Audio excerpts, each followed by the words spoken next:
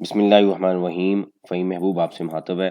आज का जो हमारा टॉपिक है इसमें हमने ये स्टडी करना है कि नेक्स्ट एफ फाइल करते हुए हमें कौन सी चीज़ों का ख्याल करना है और किस तरीके से वो चेक की जा सकती हैं और सिस्टम में भी क्या इश्यूज़ हैं। मतलब जो नेशनल सेल टैक्स रिटर्न है वो हमें कहाँ पे भी इशू क्रिएट हमारे लिए हो रहा है और हम किस तरीके से उसको मैनेज करें या ये कब तक ठीक हो सकता है।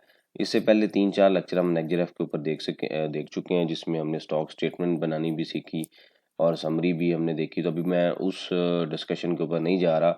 जो एक टेक्निकल पार्ट है उसको हम स्टडी करेंगे। तो 3 तरह की एग्जांपल्स हैं, उसको हम देखते हैं। सबसे पहली जो एग्जांपल है उसमें मैंने ये चूज़ किया है कि रजिस्टर्ड परचेज। मतलब नेक्स्ट के ऊपर मैं थोड़ा सा एक्सप्लेन कर दूं कि नेक्स्ट में होता क्या है कि जितने भी रजिस्टर्ड टैक्स पेयर है, मैन्युफैक्चरर है, ट्रेडर है, डिस्ट्रीब्यूटर है, होलसेलर कोई भी है, तो उसने वो नेक्स्ट फाइल करना है, जिसके अंदर नेक्स्ट के अंदर क्या होता है कि स्टॉक होता है, ओपनिंग स्टॉक होता है, कंजम्पशन होती है और उसके बाद क्लोजिंग स्टॉक आता है। इसी तरीके से उसका दूसरा पार्ट क्या आता है जिसमें ओपनिंग सेल टैक्स आता है और उसके बाद जो कंजम्पशन है वो माइनस होती है और closing carry forward sale tax उसमें आता है। तो ये बेसिकली छोटा सा एक कॉन्सेप्ट है नेक्स्ट का, जिसमें क्या क्या चीज़ें आती हैं। डिटेल लेक्चर आप वो लाजमी स्टडी करें। इसमें हमें भी हम वो स्टडी करने लगे हैं कि जो कॉन्सेप्ट जिसकी वजह से हमें नेक्स्ट के ऊपर इश्यूज आ रहे हैं।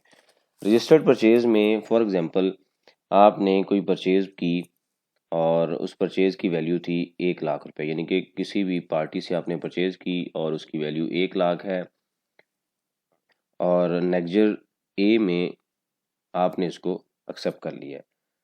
तो अब होगा क्या कि सेल, कॉस्ट ऑफ सेल और gross profit. For example cost इसकी कितनी है 1 लाख। हम ये जूम करते हैं कि जो परचेज हमने किया है वो कहाँ पे बांटा है, कंजम्पशन के पॉइंट पे, और 20% लेट से प्रॉफिट मार्जिन था।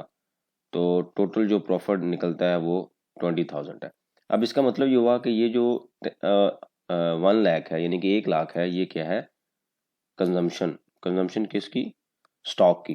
क्योंकि जिस टाइम हमने जब परचेज किया तो हमने इस स्टेज पे क्या एंट्री की होगी, स्टॉक को हमने बुक किया होगा और क्रेडिट हमारा वेंडर हुआ होगा 1 लाख से।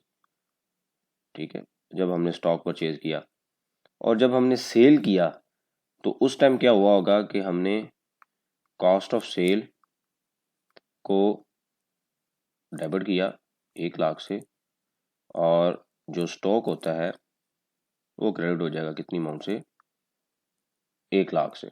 तो ये उस टाइम की एक एंट्री है जिसको अभी हमने यहाँ पे देखा है। अब क्वेश्चन ये है कि ये हम अज्यूम करते हैं कि हमने टैक्स अकाउंट्स बनाए। तो टैक्स अकाउंट्स में ये जो कॉस्ट ऑफ सेल की जो वैल्यू आ रही है, ये आ रहा है जी सेल टैक्स रिटर्न का डॉक्यूमेंट है, जिसको हम नेशनल सेल टैक्स रिटर्न भी बोलते हैं।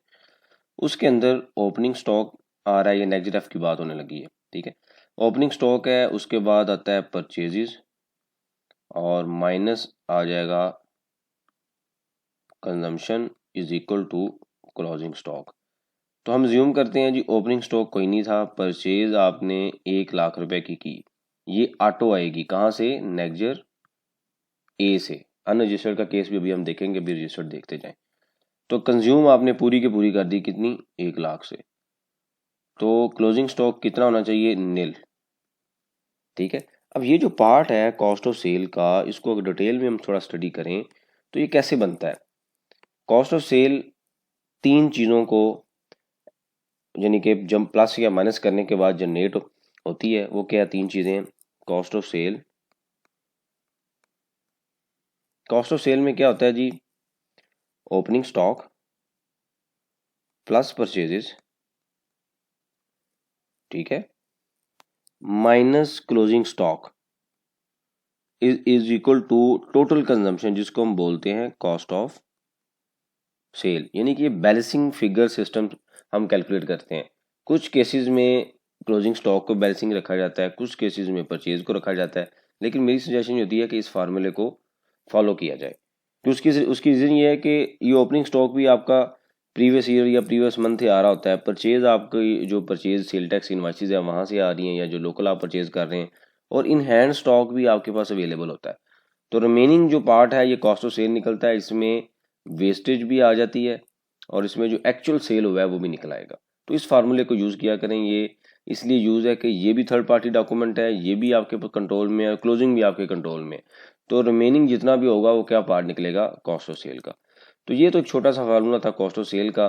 अब कॉन्सेप्ट ये है कि जी हमने जो कंजम्पशन नेक्जर एफ में सेल टैक्स रिटर्न में दिखा दी है वो कितनी दिखाई है, 1 लाख की।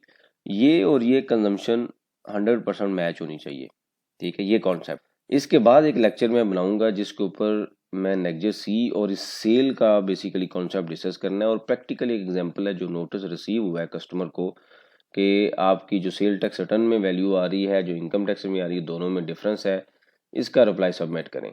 तो अभी का जो हमारा कॉन्सेप्ट है, अच्छा अब ये क्यों हम कर रहे हैं, कि हम क्यों उतनी डिटेल में देख रहे हैं, इसमें लॉजिक क्या है। लॉजिक इसमें यह है कि फॉर एग्जांपल यहाँ पे हम अज्यूम करते हैं कि हमारी कंजम्पशन है 90,000 और यहाँ पे हम 1 लाख दिखा रहे हैं। तो प्रॉफिट 1 लाख माइनस सेल में से 1 लाख माइनस करने के बाद प्रॉफिट कितना आ रहा है, 20,000। तो अगर नेक्जर एफ में ये 90,000 है, तो अगर जो सेल 1 लाख है, 1,20,000 है, तो उस केस में प्रॉफिट कितना आएगा, 30,000। तो जब प्रॉफिट ज़्यादा होगा तो गवर्नमेंट ने जो टैक्स है वो भी ज़्यादा लेना है। तो इस वजह से गवर्नमेंट ये इन्फॉर्मेशन को चैलेंज करेगी, किसके थ्रू, हमारी ही इन्फॉर्मेशन के थ्रू। वो कौन सी इन्फॉर्मेशन होगी, जो हम नेक्जर एफ में फाइल कर चुके हैं। तो हर ऐसी सिचुएशन जहाँ पे इंफॉर्मेशन रिकंसाइल होती है वहाँ पे हमें डबल चेक करना ज़रूरी है। तो इस वजह से जब आप नेक्जर एफ फाइल करें और एनुअल रिटर्न फाइल करें तो उस टाइम पे आपकी ये दोनों फिगर्स मैच होनी चाहिए। ये आप कॉन्सेप्ट क्लियर कर लें। अगर for example cost of sale के अंदर मैन्युफैक्चर का जो पार्ट होता है, मैन्युफैक्चर में और भी काफ़ी चीज़ें आती हैं जिसके अंदर आप कह सकते हैं कि जो वेरिएबल ओवरहेड हैं वो भी आते हैं, कॉस्ट ऑफ सेल का पार्ट होते हैं। उसके बाद कुछ डेप्रिसिएशन होती है प्रोडक्शन की, वो भी आती है, कुछ वेस्टेज भी आ जाता है, तो उसके बाद एक्चुअल कंजम्पशन भी आती है। तो 3-4 चीज़ों को जमा करने के बाद ये फिगर बनती है। लेकिन नेक्जर एफ में हम फिगर वो नहीं दिखा रहे होते, क्योंकि नेक्जर एफ कहाँ से आता है, नेक्जर सी से। नेक्जर सी की जो सेल होती है, यानी कि जो हमने सेल की होती है, उसकी हम कंजम्पशन दिखाते हैं। तो फॉर एग्जांपल ये 4 चीज़ों को जमा करने के बाद ये वैल्यू बनती है। अगर फॉर एग्जांपल हम रिज्यूम कर रहे हैं, क्योंकि मैक्सिमम चीज़ें हम डिस्कस कर रहे हैं, तो हमारे पास प्रॉपर रिकंसिलेशन होनी चाहिए कि भाईजान अगर यहाँ पे डिफरेंस अवेलेबल है और दोनों में डिफरेंस है तो वो डिफरेंस किस वजह से है, नंबर 1, नंबर 2, नंबर 3, ठीक है। आइडेंटिफाइड और रिकंसाइल डिफरेंस होना चाहिए। अगर आपने इसको मंथली बेसिस पे रिकंसाइल नहीं किया और अपनी मर्जी से या जैसे हमें समझ आया हम फाइल करते गए, तो आप अज्यूम करें कि साल के एंड पे अगर डिफरेंसेस निकलते हैं और नोटिस आपके पास आता है तो उसका कोई जवाब नहीं होगा। तो नेक्जर एफ बेसिकली एक बिल्कुल सिंपल सी चीज़ नहीं है, इसकी पूरी वर्थ है और इस डॉक्यूमेंट को केयरफुली फाइल किया करें। और इसके बाद मैं सेल के लेक्चर के बाद एक लेक्चर बनाऊंगा जिसमें हम ये देखेंगे कि नेक्जर एफ को पहले अगर फाइल नहीं किया, आज से फाइल करना है तो कैसे रिकंसाइल करके चलना है। प्रैक्टिकल एक पूरी एग्जांपल हम स्टडी करेंगे। अब इसी एग्जांपल्स को ही कंटिन्यू करके हुए हम आते हैं दूसरी एग्जांपल। दूसरी एग्जांपल क्या है कि हमने जो परचेज की है वो 1 लाख की ही परचेज की है, ठीक है। ये यहाँ से मैं इसको ख़त्म कर रहा हूँ। 1 लाख की हमने चीज़ें परचेज की हैं, लेकिन वो किससे परचेज की हैं, अनरजिस्टर्ड से। तो जब हम अनरजिस्टर्ड से परचेज करते हैं तो वो अब सिस्टम जो नेशनल, पहले तो ये होता था कि हमारी जो ओल्ड पोर्टल है वहाँ पे हमारी परचेज शो हम करते थे और वो नेक्जर एफ में भी आती थी। अब इस नए पोर्टल में नेक्जर एफ में नहीं आ रही। सेम वही एग्जांपल, उसी एग्जांपल को कंटिन्यू करते हैं कि जनाब सेल और कॉस्ट ऑफ सेल की वही एग्जांपल हम ले लेते हैं और ये जीपी है। सेल आपने किया 1,20,000 रुपये का और 1 लाख की आपकी क्या वैल्यू है, परचेज की वैल्यू है, और 20,000 जनाब आपका जीपी है। ये आ गया नेशनल सेल टैक्स रिटर्न का annexure F. Opening stock plus purchases minus consumption is equal to closing stock.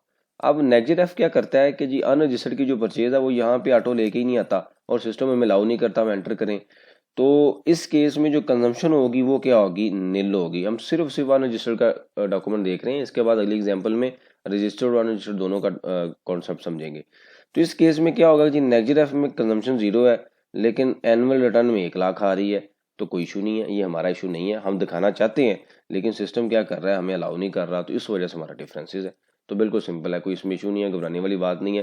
Concept ये है कि ये जो फिगर है ये आपकी सही होनी चाहिए जो एक्चुअल में होगी, ठीक है। अब आते हैं जी अगली एग्जांपल जिसमें हम कंपैरिजन देखते हैं दो चीज़ों का। वो क्या है कि हमने परचेज की 1 लाख की रजिस्टर्ड पर्सन से, फिर हमने परचेज की सेम रिटर्न के अंदर 1 लाख की ही अनरजिस्टर्ड पर्सन से। यहाँ पे जनाब हमारी छोटी सी एग्जांपल बन जाएगी सेल, कॉस्ट ऑफ सेल और जीपी। अब सेल है जी 2,40,000 यानी कि 1,20,000 जमा 1,20 मैंने कर लिया। तो कॉस्ट ऑफ सेल रजिस्टर्ड की आ गई 1,00,000, इसमें हम जमा कर लेंगे अनरजिस्टर्ड। हम ज्यूम करते हैं कि जी ये सारे का सारा सेल हो रहा है, तो प्रॉफिट कितना आ गया 40,000। यहाँ पे कहीं हमारे पास चल रहा है नेशनल सेल टैक्स रिटर्न का annexure F, opening stock, purchase, consumption और क्लोजिंग स्टॉक। अच्छा, अब ओपनिंग हम कहते हैं जी नील है, परचेज वो कौन सी उठाएगा, सिर्फ रजिस्टर्ड किया ना, रजिस्टर्ड नहीं उठा रहा, तो यहाँ पे क्या आ गया 1,00,000 और कंजम्पशन भी हमने दिखा ली 1,00,000, क्लोजिंग क्या हो गया नील। एक्चुअल में क्लोजिंग कितना होगा, फॉर एग्जांपल हम ज्यूम करते हैं, एक्चुअल में फॉर एग्जांपल ये हमने सिर्फ रजिस्टर्ड सेल किया है, अनरजिस्टर्ड की हमारे पास अभी परचेज पड़ी हुई, हमने सेल ही नहीं किया, तो हम कहते हैं जी हमारे पास क्लोजिंग स्टॉक 1,00,000। लेकिन हम ज्यूम करते हैं कि इस एग्जाम्पल में हमने सारे का सारा सेल कर दिया है, ठीक है।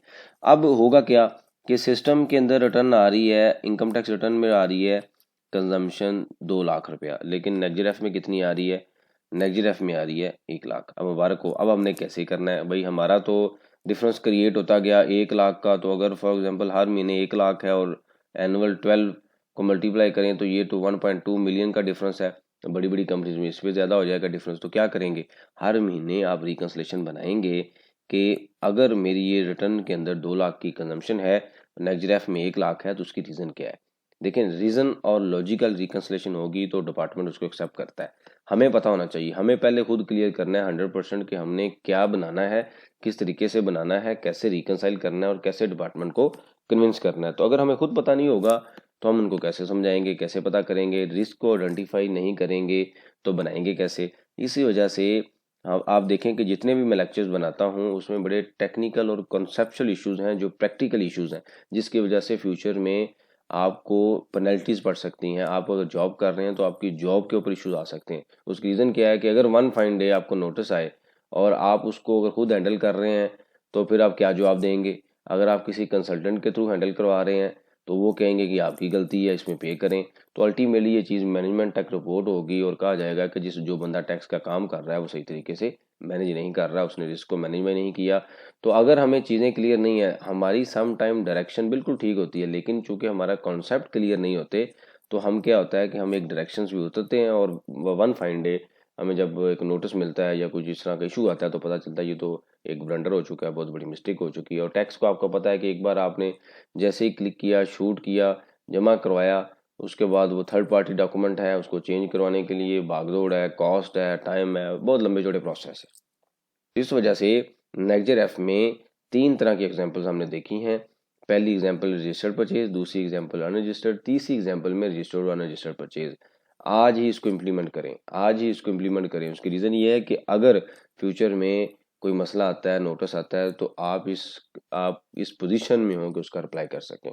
इससे रिलेटेड कोई क्वेश्चन हो तो मेंशन करें, उसके ऊपर हम ओपन डिस्कशन करते हैं ताकि जो लर्निंग का प्रोसेस है ये कंटिन्यू रहे। थैंक यू वेरी मच, जज़ाकल्लाह।